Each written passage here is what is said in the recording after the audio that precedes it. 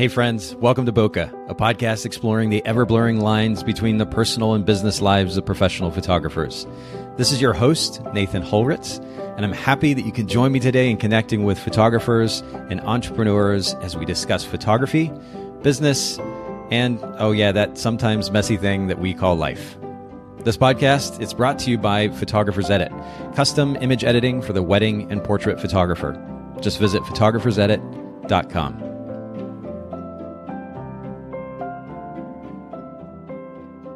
All right, Bokeh Podcast listeners, thanks so much for joining us yet again for another episode today.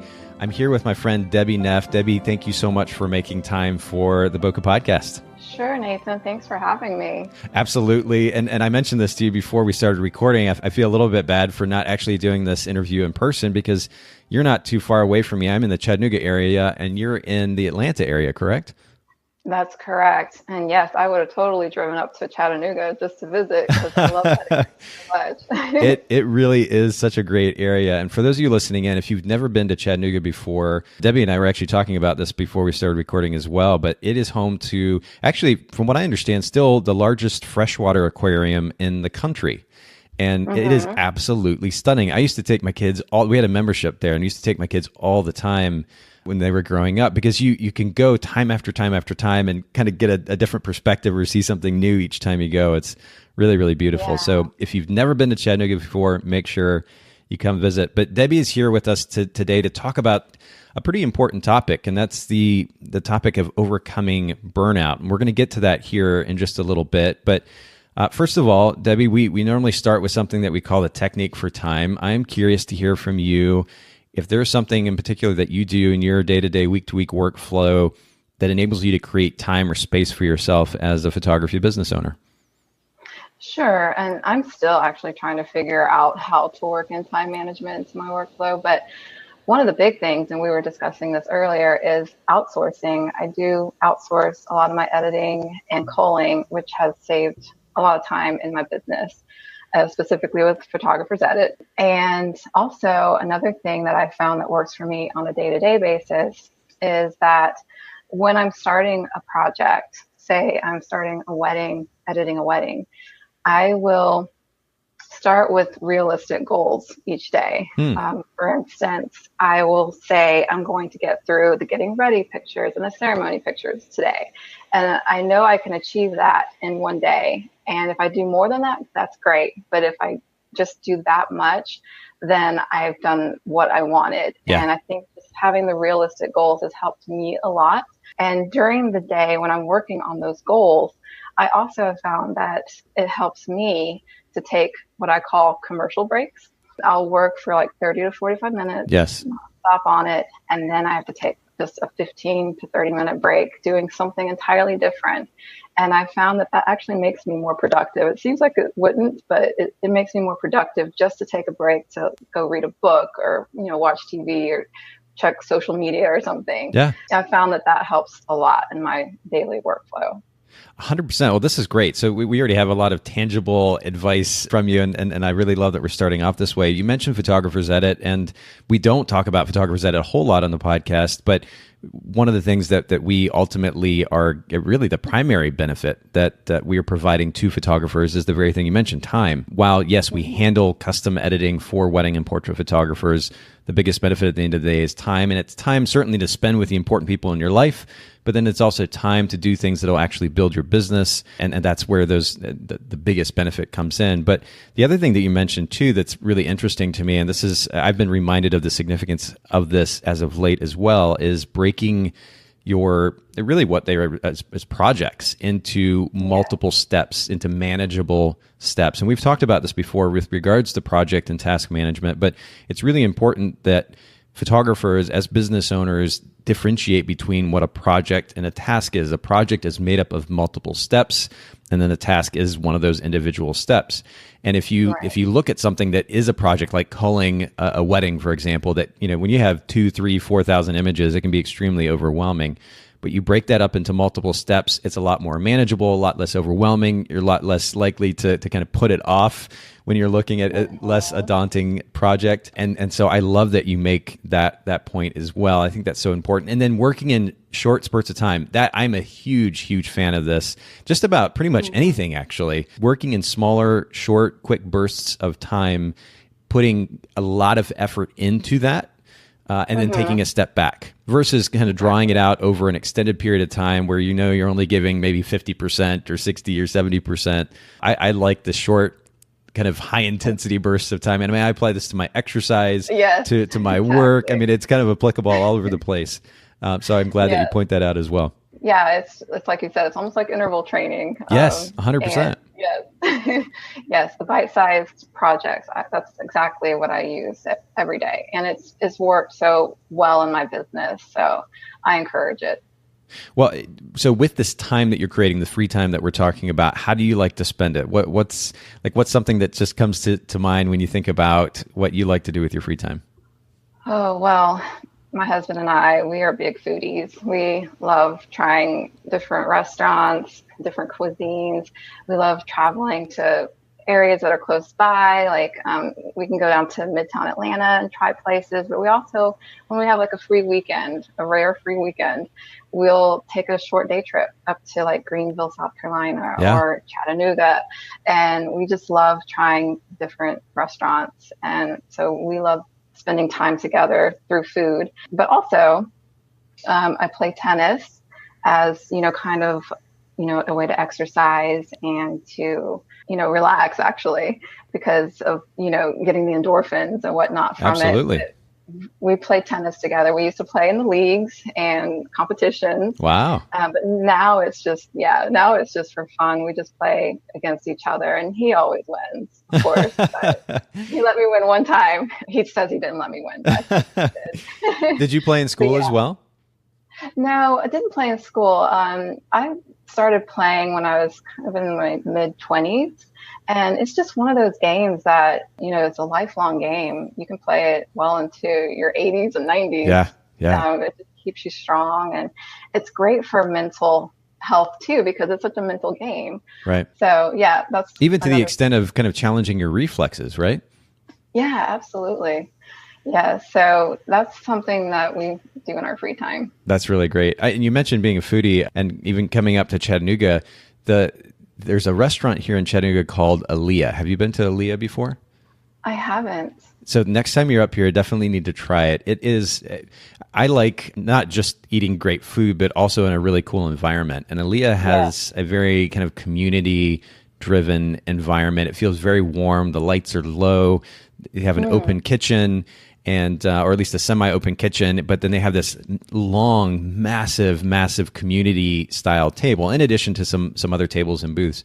That's really, really cool. And then kind of at the far end of that table, they have, I guess, what amounts to just multiple candles that have burnt and melted, and they just let the wax kind of run down over the table. And it's just this really cool look. Yeah, not something that you see very often, but it's for a really great atmosphere, a cool place to go have a meal. Definitely check out Aaliyah. And again, for those of you listening in, if you ever visit Chattanooga, you got to do that. The other place I'll recommend too is a place called 210 Jack. And I think they've got one up in Nashville as well. But if you've never had really good Japanese ramen noodles, this place is absolutely out of this world. I grew up in Japan.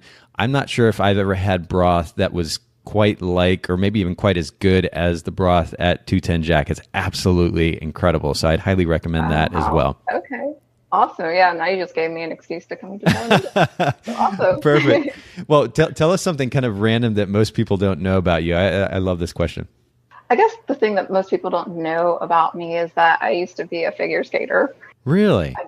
I started a little too late in life though with it. And I had the dream of, going to the Olympics, but I was too old by the time I started. And I actually ended up coaching it for a little bit and got hurt and kind of went in another direction. But yeah, I started figure skating when I was in my teens and had Olympic dreams, but they just didn't happen. Oh, wow. What was the what was the draw about figure skating? What did you find so fascinating about it? I guess the artistry of it, I just think it's really beautiful to watch, and just the music and the movement together. And it is hard. It's a very hard sport, harder than you would think.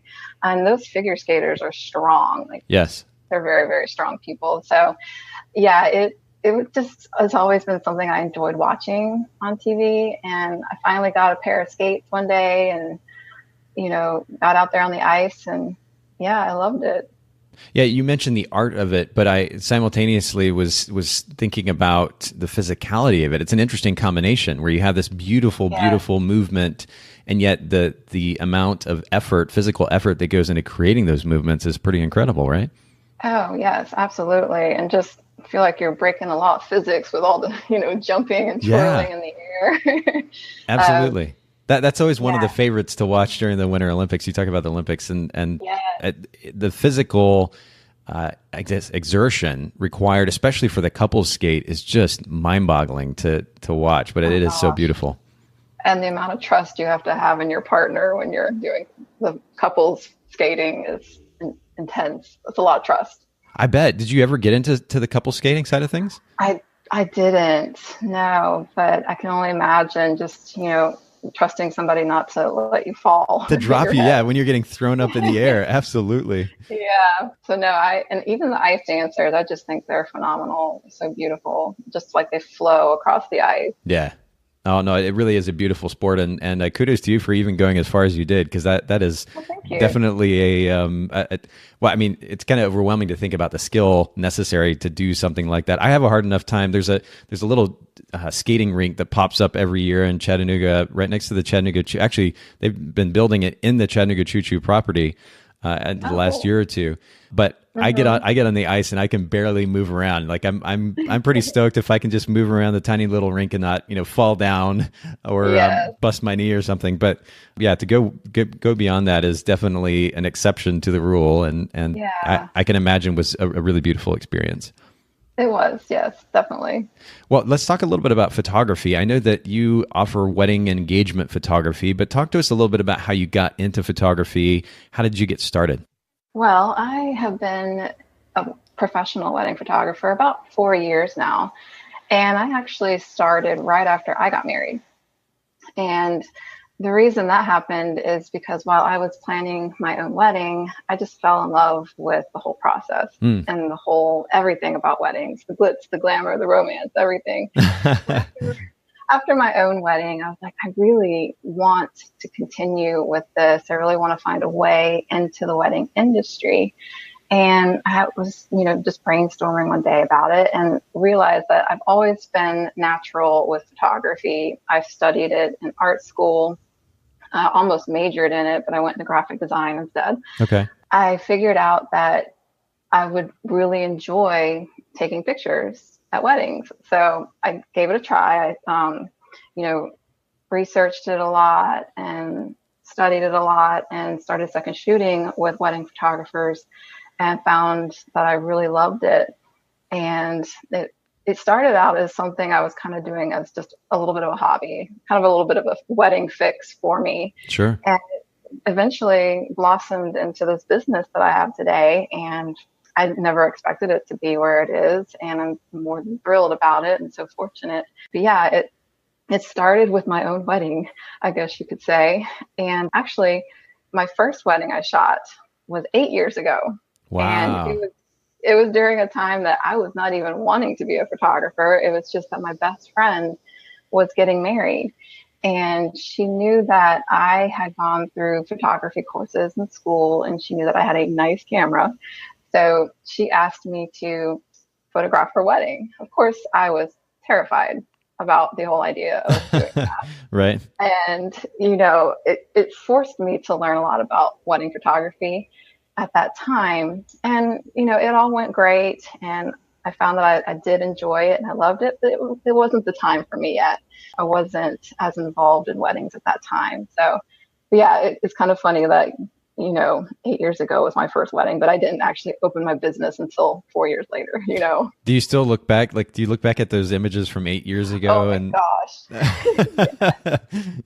I do. And, she was so thrilled with the pictures. Oh, good. And like, I feel like we should redo this now because I've come a long way. Yeah, it was so bad back in that time that I just relied so much. I didn't know really how to work a camera, like I do now, like in manual mode and everything. Sure. So a lot of her pictures were just very heavily photoshopped. Fortunately, I did know Photoshop very well back then because of my graphic design experience. But yes, of course, I look back and I kind of laugh at the pictures a little bit. I think we all do that in one way or another. The least that you can say is, looking at those old pictures, you've improved in some way, right? You didn't stay stagnant. Oh yes, absolutely. And I think sometimes it's good to look at how far you've come in your journey. So yeah, it's a great point. Totally fine. Yeah. You mentioned studying graphic design. Has that played any kind of role in the way that you approach your photography business or the way that you photograph? Oh, yes, absolutely. Well, in design school, you learn, a lot of composition, and you can totally bring that into your photography too. It's definitely helped me with things in my business, like designing my website and my logo and all my branding I've designed myself. So that's definitely been very helpful. Yeah, I can definitely tie the two together very well. That's really, really great. Yeah, I can imagine, especially when it comes to composition, too, the way that you look at a scene, that could be heavily influenced by that graphic design background. What would you say is your photography business's brand position, or what differentiates you from photographers in the very vast Atlanta market? Oh gosh, yes, the Atlanta market is very saturated, so you do have to find a way to stand out a little bit. And I think for me, it's just that there are 3 words that I figured out that describes my brand the best. And I use it kind of as my little tagline for my business. And the 3 words are natural, dreamy, and romantic. And those are the 3 words that basically describe my approach to how I'm shooting pictures and how I'm editing pictures. I want them to have all 3 of those qualities. And I think it's important to figure out a few words that would describe what your style is, so that you can always be consistent with it, so that your clients are going to know they're going to get pictures that look natural, they're dreamy and romantic. I just think that those words are what I would want in my own pictures from my weddings. So I apply them to what I do, if that makes sense. Absolutely. Well, then your, I guess the individuality kind of comes out in the imagery that you're creating. And I think that's a beautiful way to go about business. It certainly enables you to be, we're going to be talking about this here in a second, but it minimizes the potential burnout when you get to run your business and photograph the way that you want to versus the way that somebody else is telling you to, or the way that you feel like you have to. Absolutely. And if you are doing your brand positioning correctly, your clients will know what to expect. So they won't ask for anything outside of what you love to do. That's a great point. Yeah. I mean, it really does largely come down to managing expectations. I think that's a brilliant point, actually. How do you then effectively communicate that position to your potential clients? I mean, is it done through your website, or do you kind of wait until you actually get a chance to meet them, or do you even meet with clients in person most of the time? I do meet with clients when they request it before the booking process, but I think probably my website is what I use mostly as the tool for describing my brand. I've made sure that the layout and the theme of it, represents those 3 words that I've mentioned. And I curated the galleries in there specifically to show those 3 aspects of my branding. So when somebody goes to my website, they're going to see a consistent look throughout the pictures, and they're going to know that that's how I approach all weddings. What would you say is the toughest lesson that you've learned as a business owner so far? Oh my gosh, there's so many, so many. Probably my hardest lesson to learn has been to let go of things I can't control. I am somebody that I love to be prepared. I love to know exactly what to expect. I love for things to happen the way that, I've been told they're going to happen. But with weddings, it's just impossible to always have things go exactly how they're supposed to. Timelines get behind all the time, or things just aren't happening the way they're supposed to, or it's raining. And I used to, in the beginning, really freak out about those moments when I was out of control. And I've had to learn, and it's been only recently that I've really learned to step back from those moments when I'm out of control and just let things flow the way they're going to flow. Still, do my job, of course, but don't stress out about it as much. Yeah, I mean, this is an interesting conversation and probably a podcast in and of itself, but the significant role that a desire for control over things plays in the amount of stress that we experience as human beings, and certainly as photographers, is an interesting point of conversation, I think. And to take a step back, realize that at the end of the day, you really don't have any control, and learning how to most effectively go with the flow is a big lesson to learn. How do you live that out consistently, especially in the chaos, which is weddings? I mean, what is it? Is it a matter of being prepared ahead of time technically, or is there something else that plays into that? Yes, being prepared beforehand definitely helps. Like checking, the weather forecast. So, is it a high chance of rain that day? So I'll know that I need to expect to find overhangs or things like that to put the couple under, or, talking with the coordinator beforehand and finding out what could be potential problems of the day, finding out if the bride has allotted enough time for hair and makeup in the morning, those kind of things. It's good to find out beforehand. And if you don't find out beforehand and you arrive on the day and things go wacko, as they sometimes do, it's just important to just take a deep breath and just smile yep. and not stress out, because if you stress out, you're just going to stress out the couple. And that's the last thing you want to do. You want to make sure that your couple's having fun. And you just have to have the right attitude, I guess, going into it. Yeah, it really does translate to your ability as a photographer too. If you're so focused on how frustrated you are in the moment at whatever didn't go the way that you thought it should go, that gets in the way of focusing on the task at hand, which is to be creative as a photographer and to be able to capture the moments that are happening as you're stressed out or as you would have been stressed out. So yeah, that's really, really great advice and a good reminder for all of us, for sure. What's something that's in your gear bag that you're just kind of obsessed with these days? Well, I just got the Canon 85 1.4, and I love that lens to death. It's just a beautiful lens. It's so sharp, and I've enjoyed shooting with it so far. I'm team Canon all the way.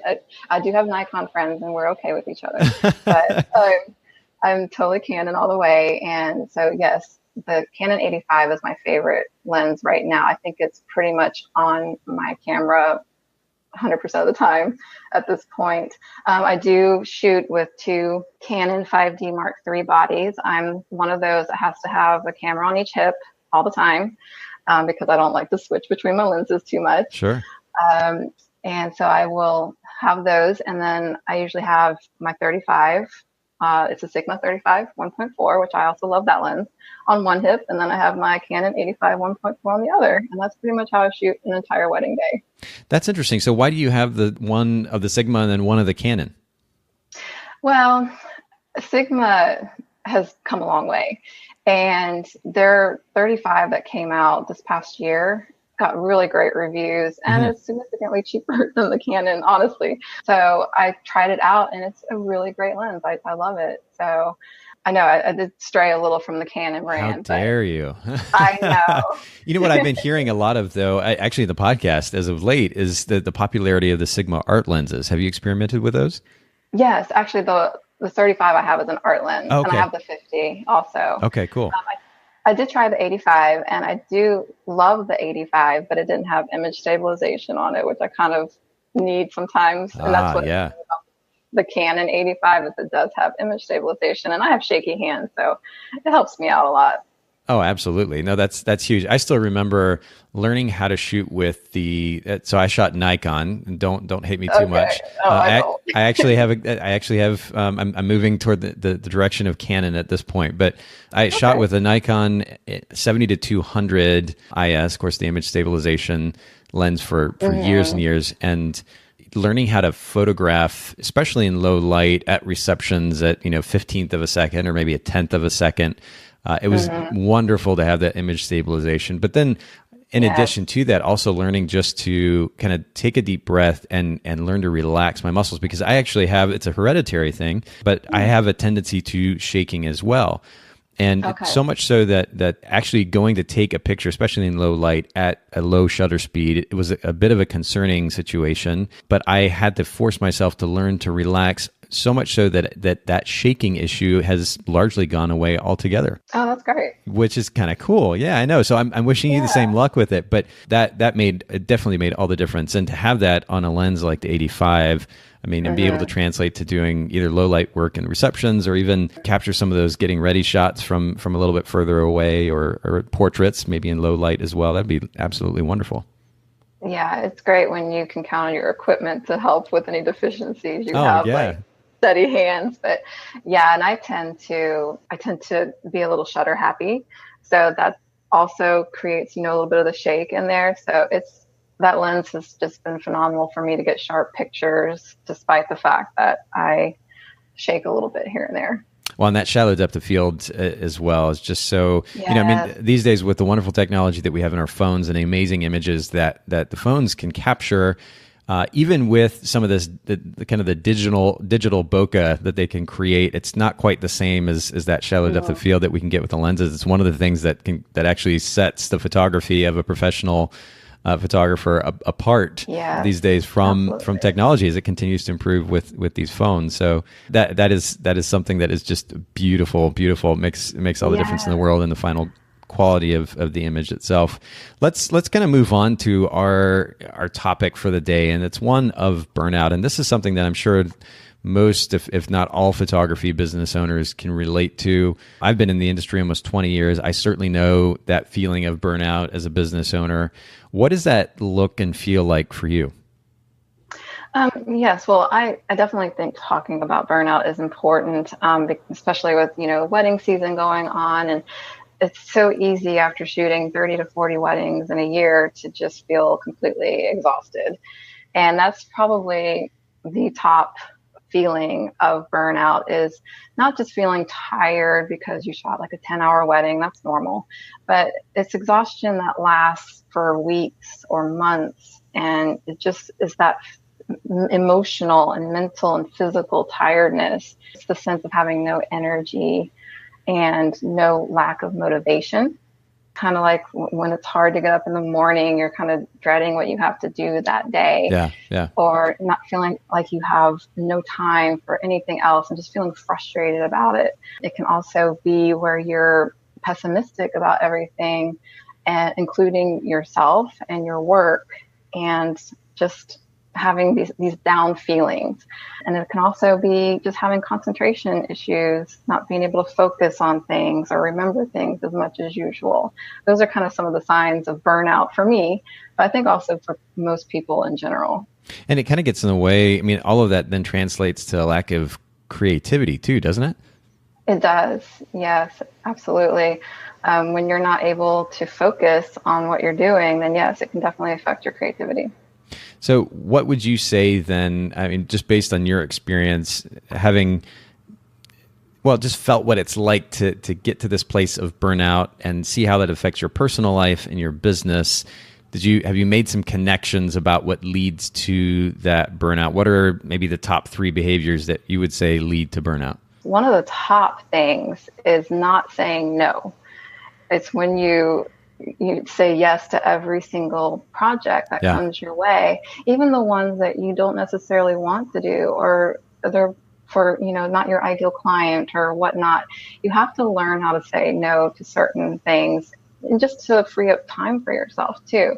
When I started out, I was saying yes to everything. I was like, the wedding superhero. I was just there. If it was happening, I was there.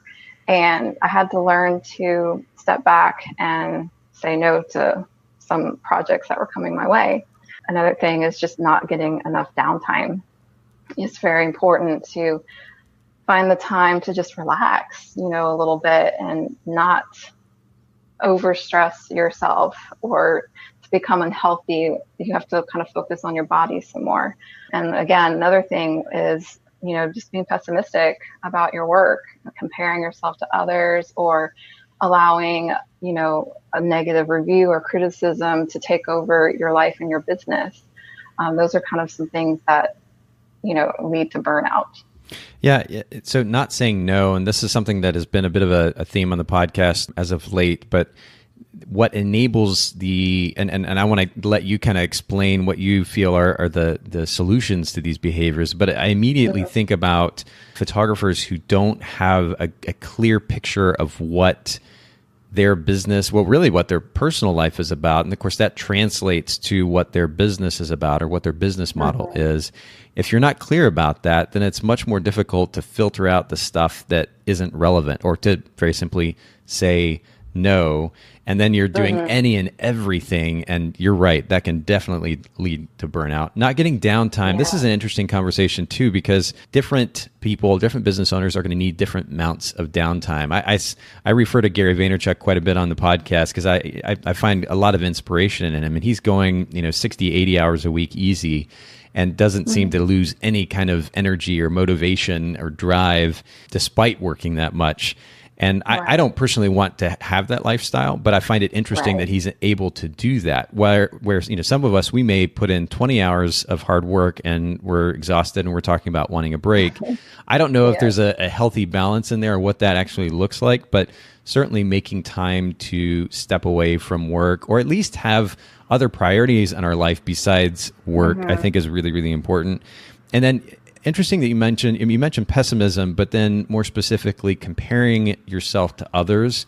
And of course, tied to that idea is not being comfortable with yourself. That can definitely be exhausting when you're constantly worried about what other people are thinking. If nothing else, it's at least a mental exhaustion, an emotional exhaustion, where you're constantly worried about that. I've personally experienced that, and I'm still working through this for myself personally. That can definitely be exhausting. Oh, yeah, definitely. I've had definite moments of where I just kind of wanted to quit because I was so pessimistic about my own abilities and my own talent and creativity. And a lot of it, like I said, came from looking at other people's work and just unfairly judging myself. And I think a lot of, creatives do that, not just in photography, but in any creative field, because it's so subjective. And we are basing our own worth, so to speak, on what other people think about our craft and what we've done. It's kind of like, I've always said that my work represents who I am. It represents me. So if somebody doesn't like it, I feel like they don't like me, if that makes sense. Yeah, no, it totally makes sense. It's easy to take this stuff personally, especially when we're so passionate about it. Yes, absolutely. Well, what would you say then, like on a practical kind of tangible level, how can photographers, if they have experienced these feelings or are experiencing these feelings, how can they address these behaviors that are leading to burnout? Well, one thing, and it's probably the most obvious, is that you just need to hit the pause button, whether it's for an extended amount of time or just for a little snippet of time, like what I talked about earlier with the commercial breaks. You just have to step back and, take a whole new perspective on what's going on around you. There's so much more than just work. And I think it's super important to take care of yourself, to stay healthy, go to the gym, eat healthy, get sleep. It's so easy to come up with excuses of I don't have time or I have deadlines I have to meet. But just try to find a little snippet of time somewhere in there to do something healthy for you. And just step away and get some rest. Another thing is just to find other creative outlets, something outside of photography. Yes. Whether it's something like taking a painting class, a different medium for creativity, trying a new recipe, or going for a hike, getting out in nature and just enjoying something else outside of work. I think that helps a lot. For me, I have found that just remembering why I'm doing this helps a lot. to go back to that story, like when I told you how I started and my love and passion for weddings and what it was that made me enjoy it in the beginning, just to remember that has helped me so many times get through that moment of burnout or a moment of, I just don't know why I'm doing this, or I want to quit. I think you have to realize that this career has a deeper purpose for you other than just getting a paycheck. Most of the time, rediscovering your purpose can go a long way towards helping you avoid burnout and stress. And another thing I would suggest is, if it's not working for you, if there's something in your business that is causing you not to have enough time for yourself and for your family, then you might need to find a different approach, find a different how. And, it could be just analyzing your workflow as it is, or analyzing the clients that you're working with, or what you're doing in your business that might be totally throwing you off. So those are kind of some of the things that I think are helpful, at least for me, when I'm going through those moments.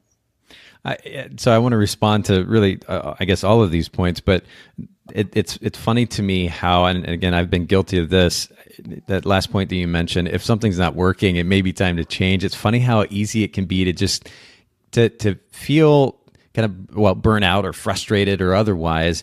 And yet we're comfortable with a particular behavioral pattern and we just get stuck in it. Mm-hmm. And while it, like, objectively from the outside looking in, it's like, well, of course you would change your behavior. Of course you would change your workflow. Of course you would change the genre of photography or your target clients, whatever it might be.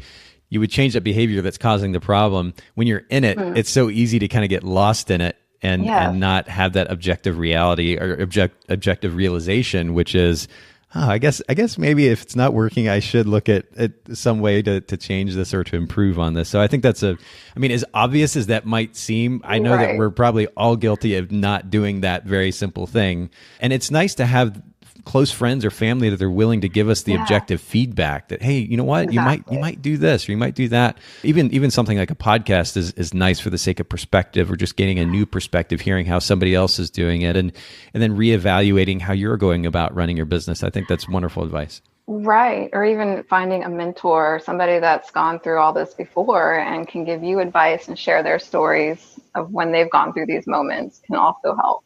For sure. And then remembering the why. This is so important as well. And I alluded to this earlier, but being very, very clear about, first of all, what your personal goals are. I talk about this more specifically in relation to values, being very clear about your values. Let those values translate then in combination with your strengths to the type of business or business model that you create.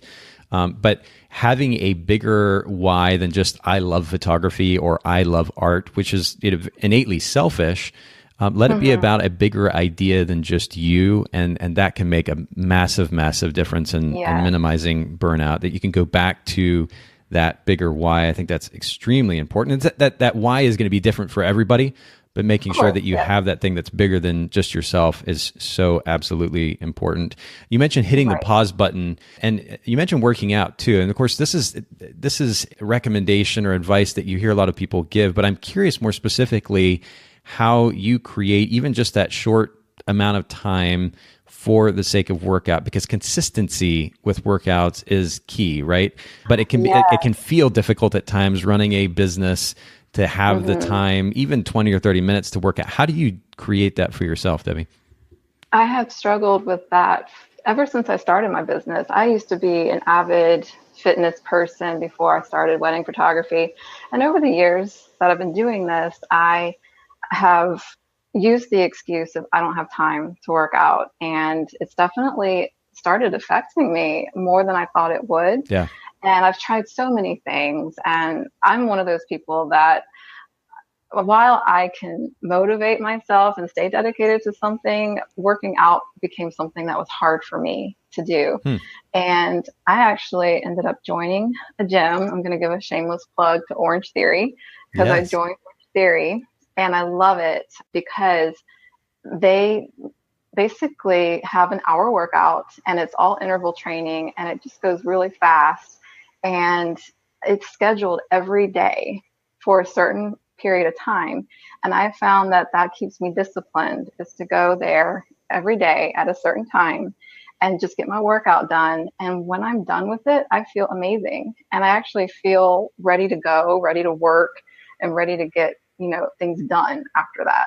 So I think it's just super important to get those endorphins and keep yourself healthy, because I've also found that with weddings, when I was not working out, I wasn't as strong anymore, and I'm carrying all this heavy equipment, which you think, working weddings, that you're getting a workout in itself, but it's different. And I've gotten more injuries from it because my body's not as strong as it used to be when I was regularly working out. Interesting. Would you say too that the gym creates a certain amount of accountability? I mean, is that okay? Absolutely. So that does play a factor. Yes, absolutely. It's definitely helpful if you have somebody going with you, but even just being surrounded by people doing the exercises with you, it makes it way more motivating than just doing it at home by yourself, with workout videos. Oh, for sure, for sure. And how long does the workout usually last? It's 60 minutes. Okay. So 60 minutes is, I mean, even to some may seem overwhelming, but I think one of the keys here to consistency, at least I've found for myself anyway, is also establishing kind of realistic goals. And you alluded to this idea earlier when it comes to workflow, but even with workouts, for the sake of consistency, I mean, there's an obvious benefit, multiple benefits to working out, but at the end of the day, if we're busy, it feels tough to get to it, you may not follow through as consistency.